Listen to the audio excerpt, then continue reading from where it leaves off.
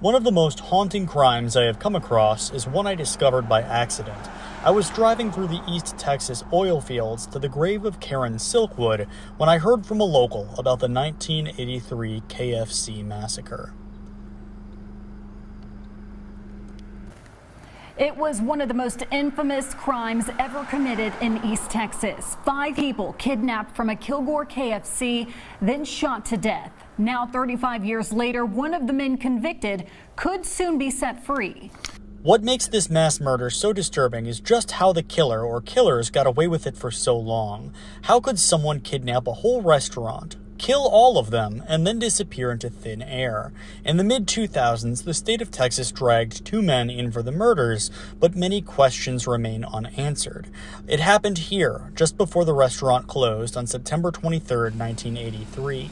This particular KFC is in Kilgore, the heart of the East Texas oil boom, a town that's slowly been dying since the jobs dried up years ago. David Maxwell, age 20, Joey Johnson, also 20, Mary Tyler, 37, and Opie Hughes, 39, were in the process of closing the store down. 19-year-old Monty Landers had just shown up to pick his friends Maxwell and Johnson up after the store closed. What happened next is a mystery. All that's known for certain is that sometime between Monty's arrival and the arrival of Mary's daughter, the fast food restaurant had been totally emptied out. Immediately sensing something was wrong, the girl called the police, who began a quick search. The KFC 5 were found on the side of Country Road 232, just out of town, all executed on the roadside. The crime scene seemed to imply they were all forced into a vehicle and driven there just to be executed. But why? If the robber had intended on just taking money, why wouldn't he have? The murder seemed senseless. What's worse, police determined that Mary had been dragged off and assaulted, although it's unclear whether this happened before or after her death. Evidence would show that 3 men had committed the act. That makes sense. A single robber would have had a difficult time overpowering and driving 5 people out to the country. Evidence was very poor, but oddly included a fingernail. Because of this, although it's not clear exactly why, police waited until 1995 until the arrest of James Earl Mankins Jr., a violent man with past drug charges. Then, with no explanation, James was cleared of any involvement.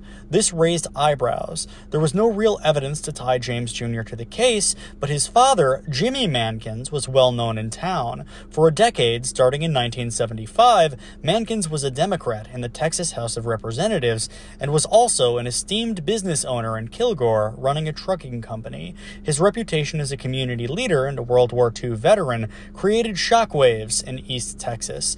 Police quickly determined that the fingernail didn't match his son's DNA, but never revealed why they indicted him in the first place.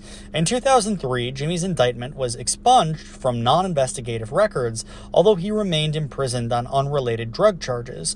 Why had police indicted him in the first place? If the fingernail didn't match him, could it have matched one of the other 2 men involved? To that point, 2 men were arrested in November of 2006.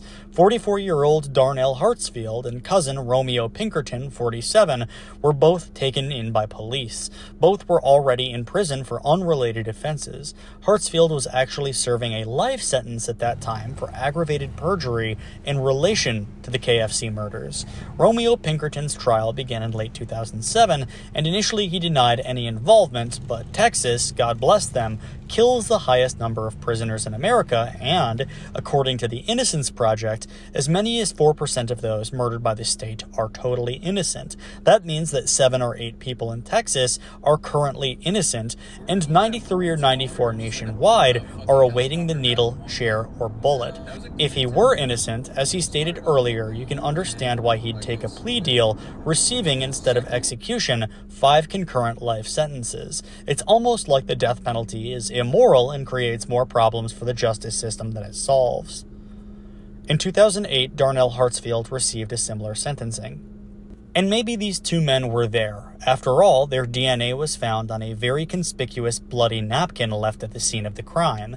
I find it hard to believe that men cunning enough to vanish for many years and who left so little evidence would leave a napkin with their blood at the scene, but I should remember this is before the use of DNA being widespread in police investigation. In any case, the police seemed content to throw the book at two men already in prison, one of whom already there for life, while conveniently ignoring the obvious fact that a third person was there. Now, I've found sporadic reports that differ about who was dragged off and assaulted. Some say it was Mary, but others mention Opie. Whatever the case may be, DNA was found on that victim that suggested, whoever left it, it wasn't the cousins. It was tested to see if it matched Mankins, and it didn't line up with him either. Yet for some reason, both convicted men kept their lips tightly sealed. They were terrified of whoever did it and seemed to feel that his reach would extend to them in their prison cells. They ventured to tell reporters that they were there for the act of the murder, but that the third man was the killer. The truth is, he got away with it. Hopefully, he'll be found one day and finally brought to justice.